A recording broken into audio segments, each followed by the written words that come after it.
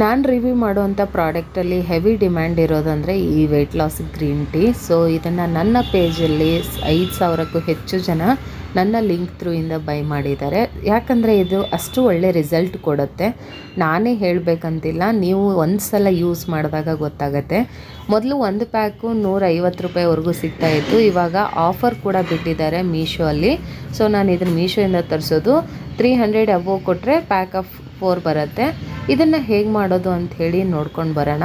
So ತುಂಬಾ ಸುಲಭ. ನೀವೀಗ 1 ಕಪ್ ಅಷ್ಟು ಗ್ರೀನ್ ಟೀ ಕುಡಿಬೇಕಂದ್ರೆ 1 ಲೋಟ ಅಷ್ಟು ದೊಡ್ಡ ಲೋಟಲ್ಲಿ 1 ಲೋಟ ನೀರು ಹಾಕಿ 1 ಟೇಬಲ್ ಸ್ಪೂನ್ ಅಥವಾ 1.5 ಟೇಬಲ್ ಸ್ಪೂನಷ್ಟು ನೀವು ತರಿಸಿರುವಂಥ ಹರ್ಬ್ಸನ್ನು ಹಾಕಿ ಹಾಗೆ ಬೇಕಾದರೂ ಇದನ್ನು ಕುಡಿಬೋದು.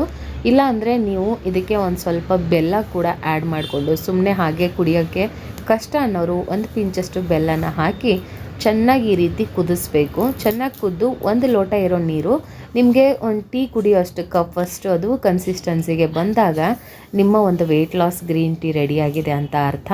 ಇದಕ್ಕೆ ಬೇಕಂದರೆ ನೀವು ಒಂದು ಅರ್ಧ ನಿಂಬೆ ಹಣ್ಣನ್ನು ಸಹ ಹಿಂಡ್ಕೊಳ್ಬೋದು, ಮತ್ತು ಜೊತೆಗೆ ಬೇಕಿದ್ರೆ ಹನಿ ಕೂಡ ನೀವು ಇದಕ್ಕೆ ಆ್ಯಡ್ ಮಾಡಿಕೊಂಡು ಕುಡಿಬೋದು, ಬೆಲ್ಲ ಬೇಡ ಅಂದರೆ. ಈ ರೀತಿ ಇಷ್ಟೇ ಸಿಂಪಲ್ಲಾಗಿ ಇದನ್ನು ಮಾಡ್ಕೊಳ್ಬೋದು.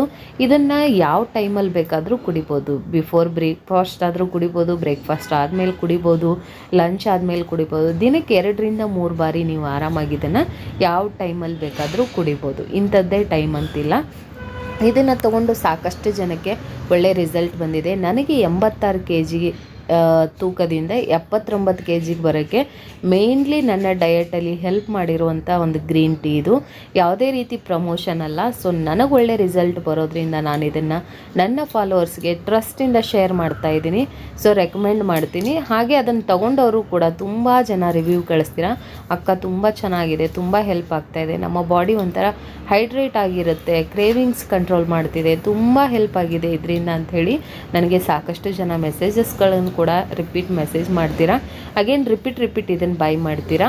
ಸೊ ಹಾಗಾಗಿ ಲಿಂಕ್ ಬೇಕಿದ್ರೆ ಕಮೆಂಟಲ್ಲಿ ಲಿಂಕ್ ಅಂತ ಹಾಕಿ.